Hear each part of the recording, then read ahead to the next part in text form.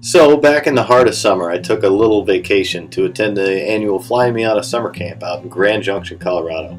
I loved attending this event the year prior and promised to return the next year with my wife and our Flyin Miata turbocharged project car. So this is kind of a short little documentary of our trip. We left Florida on a Wednesday morning, bound for our first night's layover in New Orleans.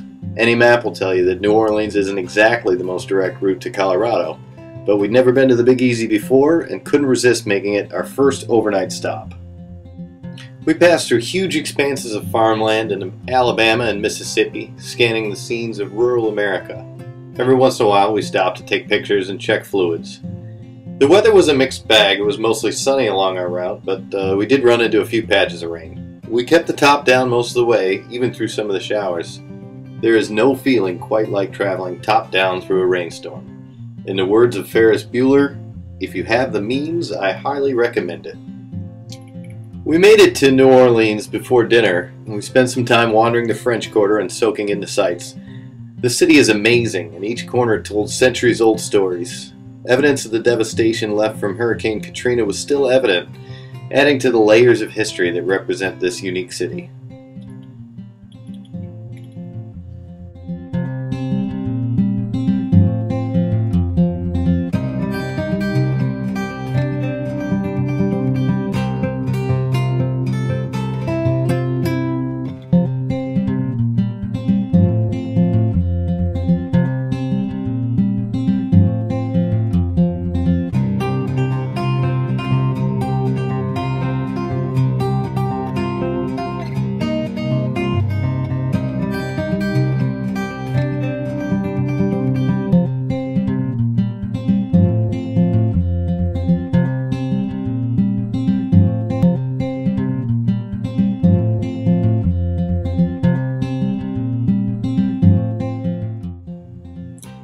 As we left New Orleans, we headed up US 65, across a little bit of US 40, and then on to US 55, heading towards Kansas City. Unfortunately, I lost a lot of the footage from this leg of the trip, but thankfully these shots from an abandoned gas station somewhere in Arkansas made it through. We pressed on through the night. Eventually we made it to Kansas City, where we spent the night, got a little bit of rest.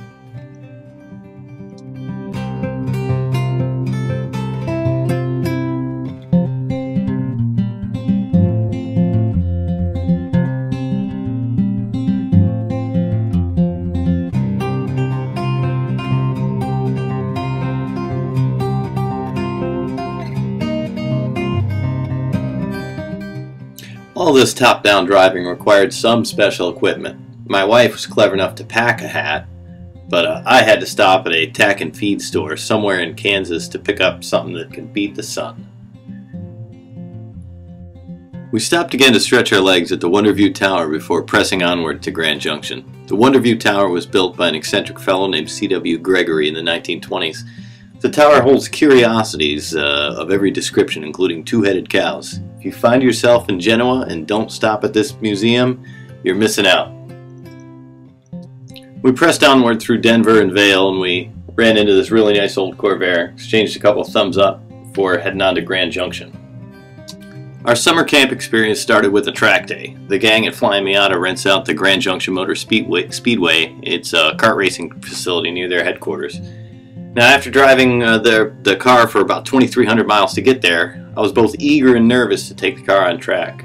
I guess I had no need to worry though, because the car performed perfectly, our lap times were solid, and even on street tires we were among the fastest car on the leaderboards. I also took the chance to drive some of the Flyin Miata project cars, their shop cars. Most of the video I shot on this day was lost too, but I did get this bit from my stint driving Elvis, their V8 powered shop project car. If you ever get the chance to take a ride or even drive a V8 Miata, I strongly encourage it. This is really a special car, a lot of fun to drive.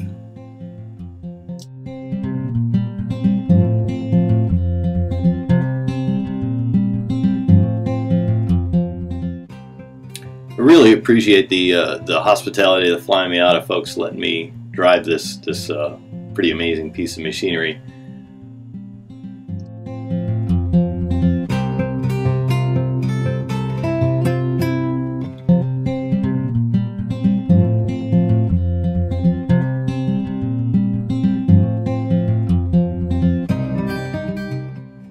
Did I mention this car was really, really fast too? So much fun.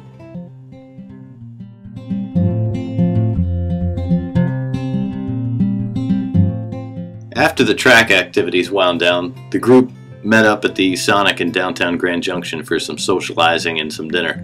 From there, we headed up to the Colorado National Monument on a little group drive. Now, the time-lapse just does not do this area justice. This is an amazing place. The sun was starting to set just before the group headed back down the mountain, and even at night, you know, can't see much but taillights. It was still some of the most amazing scenery I've had a chance to witness in my life.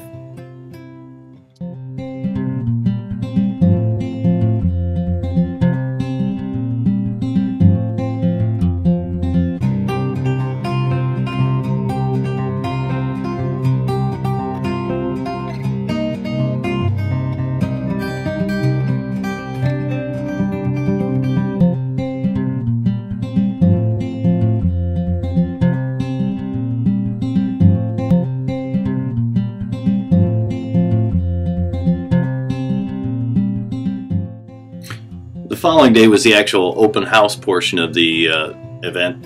Unfortunately, all my photos from there seem to have been lost, so you'll have to believe me when I say it was as much fun and as cool as any other portion of the trip.